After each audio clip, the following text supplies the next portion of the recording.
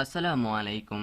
প্রিয় প্রবাসী ভাইয়েরা, আশা করছি আল্লাহ তাআলার অশেষ মেহেরবানি ও দয়ায় আপনারা সকলেই ভালো ও সুস্থ আছেন।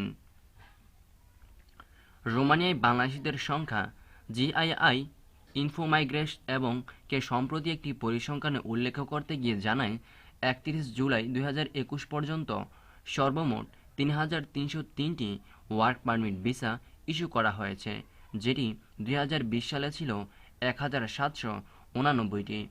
এর মধ্যে ২০২১ সালে ৪৭১ জন বাংলাদেশি ওয়ার্ক পারমিট ভিসায় রোমানিয়া এসেছেন।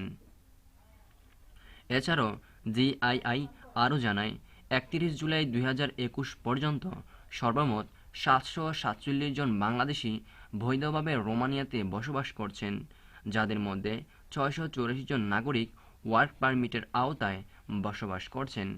বাকিদের মধ্যে ২১ জন পারিবারিক ভিসায়, ১৭ জন ছাত্র হিসাবে এবং ১১ জন দেশটিতে স্থায়ী নাগরিক হিসেবে বসবাস করছেন। বিপুল সংখ্যক লোক আসা যেমন একদিকে অর্থনীতির জন্য খুব গুরুত্বপূর্ণ, অপরদিকে ভুল তথ্যের জন্য তারা ইউরোপের অন্য দেশে প্রবেশ করে অবৈধ হয়ে পড়াটাও বেশ শঙ্কার।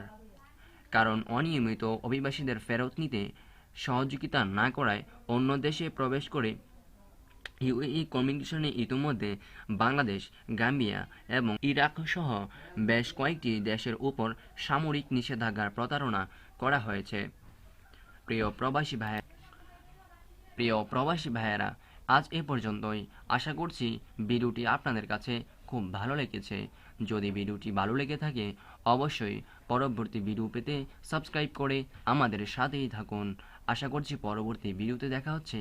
সে পর্যন্ত আপনারা সকলে ভালো থাকবেন, ভালো রাখবেন আপনার চারপাশ। আসসালামু আলাইকুম আ রহমতুল্লাহি ওয়া বারাকাতুহু।